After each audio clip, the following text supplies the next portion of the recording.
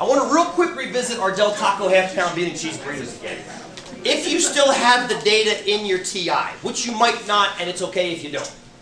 It's okay if you don't. I still have, because I haven't used my TI since last, or I haven't used the list since the last class, I still got the burrito weights in here. So, and if, I'm going to go through this kind of quickly right now, we're going to come back to it. If you go over to tests, T interval is number 8. You might remember this from class on Thursday. When you grab T interval, and we'll go back to why we're grabbing T and not Z momentarily too, because there was a Z interval up there. You may have noticed that. We'll come back to that. Your string should still be set up exactly like it was on Thursday. Okay? So I'm going to hit calculate. Check out how long it takes for it to calculate that.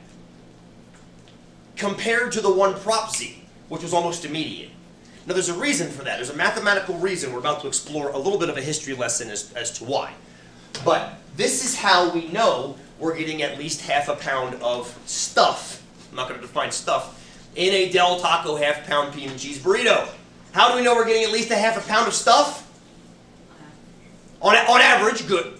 I didn't say that, that was implied. Thank you, Carrie. Very well said. How do I know I'm getting at least half a pound of stuff on average in a Del Taco half-pound bean and cheese burrito? You're just assuming because your number with the low margin of error is above half a pound. Perfectly said. Because the number on the low end of my 95% confidence interval is still above half a pound.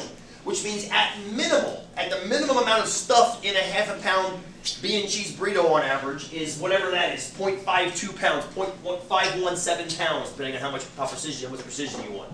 So I know it's above a half. Your quiz is a similar question. Can your candidate be assured the majority support him compared to 0.5? Now 0.5 on the quiz is 50%, not half a pound. See the difference? This goes back to Bob's question. Percent versus a quantity that you're averaging. So that, granted, this is still continuous data, but you're averaging this continuous data. So you're comparing that confidence interval to a fixed value that's either in or out. If it's in the interval, if it's in the tank, then you can't decide. But if it's outside of the tank will tell you if it's greater or less than that value.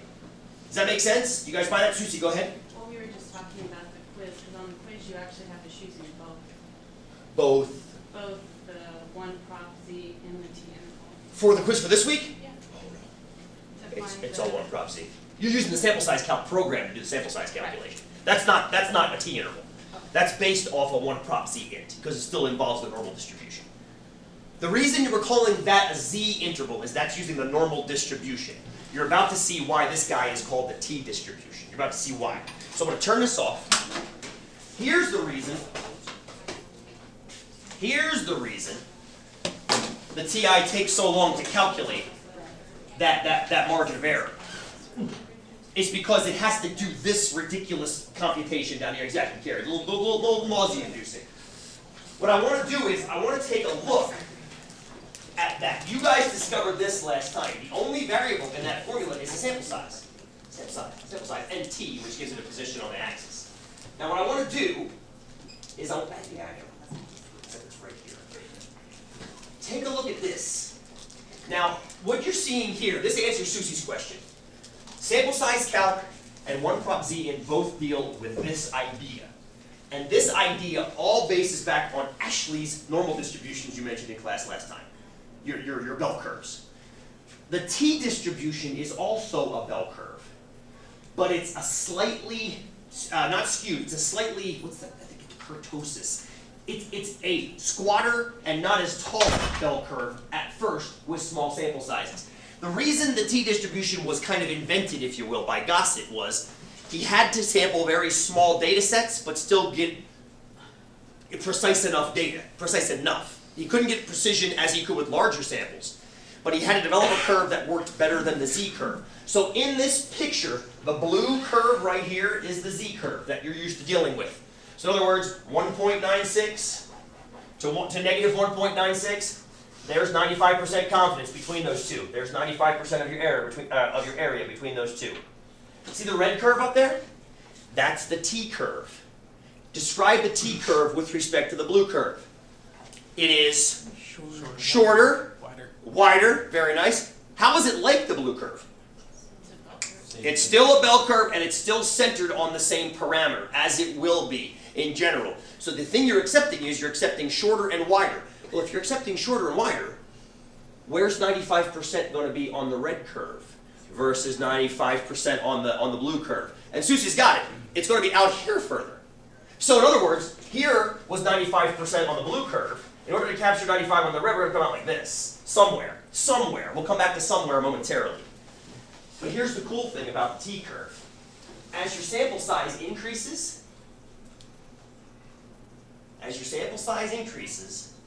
the red curve starts to get into the blue curve. And do you remember the magic arbitrary cutoff from 243 as far as the sample size? That was for proportions. And this is where it gets 30. That magic number, I told you guys back at 243, it's somewhat arbitrary. But 30, look at 30. Look at the red, look at the blue. They're essentially the same thing. So here's why I like talking only about the T interval, because at this point, basically both curves are telling you the same thing. Here's what a lot of textbooks say. They say, for percentages, use the normal distribution, use the Z curve. For percentages. For averages, if you have a sample size less than 30, use the T curve. If you have a sample size 30 or more, use the Z or the T curve. That's dumb. If the T curve works in every case, let's just use the T curve every time. Does that make sense? There's a reason, there's a historical reason for why they say use T or Z. Z is actually easier to use than T. Here's why, friends. Here's why. Here's how you used to have to do. Oops, I have to reactivate that link. We have to reactivate this, yes, go ahead and open it. So, I didn't make you guys suffer through this in 243 because you got to open for me. No, I think you gotta click. It doesn't look like it. Oh, there it is. Just didn't come to the front. Hang on. Sit tight. We're getting there. There's your Z curve. This is the normal, just so you know. This is the normal right here. Negative Z-scores and positive Z-scores. That's what the normal takes care of. Here is what you would have to use for the T-distribution. You have to first figure out your confidence, which would be the complement of all this right here. So 95% confidence would be this guy right here.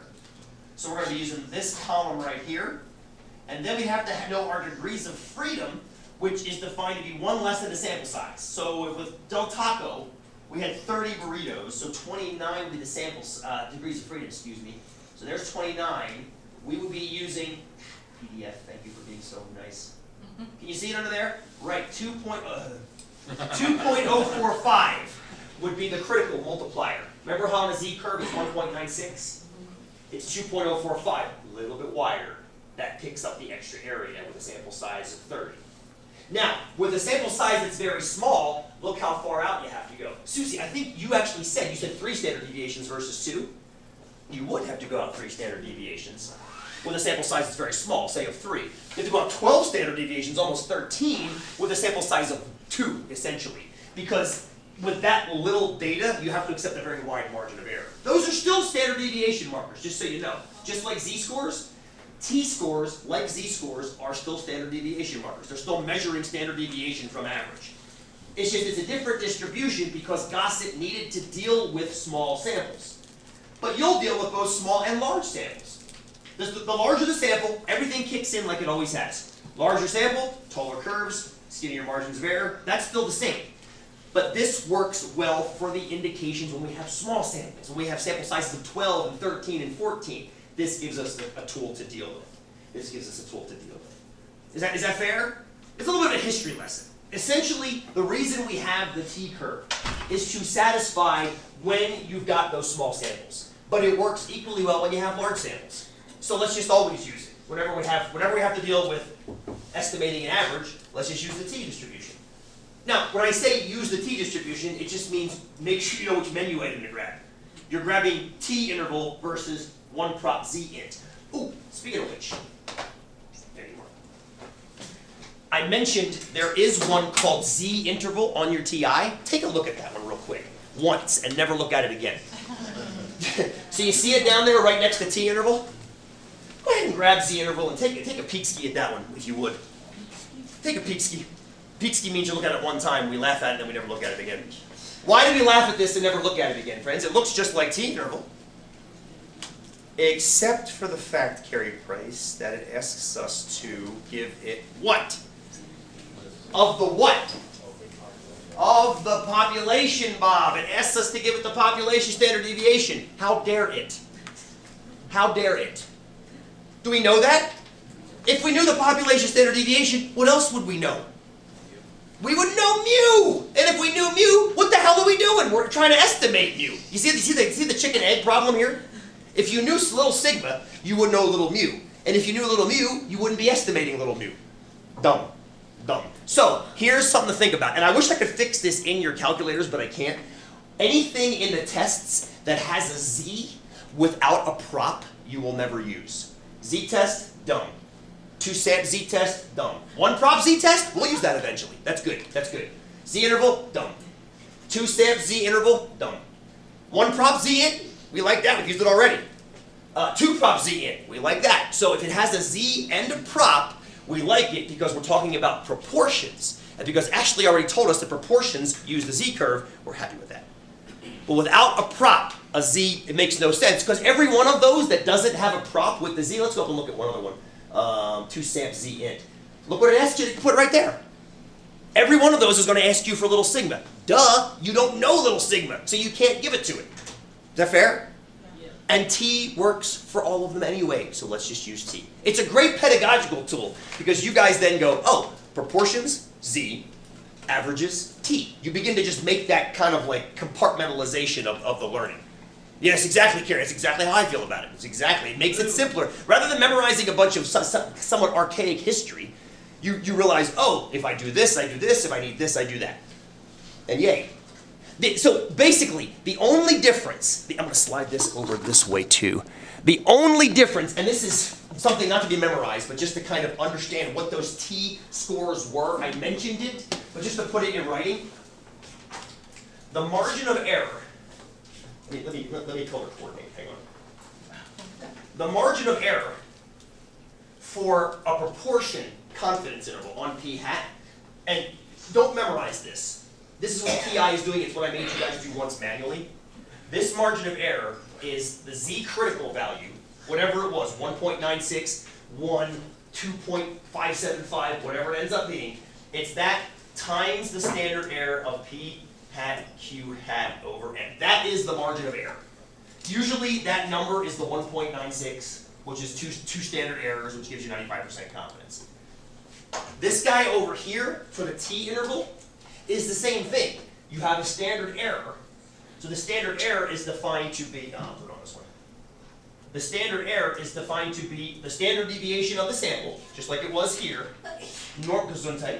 normalized by the central limit theorem, root n. But the multiplier out front is a t-score, not a z-score. That's why we use the t-interval, because it's using a t-score and not a z-score. That's it. And you don't have to worry about ever memorizing the... How many of you are getting nauseous as I was scrolling through that card? The all formula. This is what I hear from people when they hate stat classes. Oh my God, all it was memorizing formulas. Hell with that. No, let's use technology to get the results, as long as you know what the results mean. That's all I care about. That's what I care about. So this is what's actually going on in the machine. This is what's going on in the machine. So these margins of error are calculated two different ways. But this is why this guy's called 1-prop z-int, and this is why this guy's called 1-prop t-int, or excuse me, t-interval. The z and the t are both still just measures of what? What are z-scores? Standard deviations. Guess what t-scores are? Standard deviations. They're still centered on 0, and you're going out 1, 2, 3. It's just that 1 and 2 and 3 capture different percentages depending on the sample size. But I don't want you worried about that. Let the TI worry about it. It's its job as a computer to calculate that stuff. I want you guys to actually do some data analysis. So, grab a penny. I need you guys to pair off. We're going to collect some data here. Let me turn the... Why wouldn't he call it a G? Because he wasn't allowed to name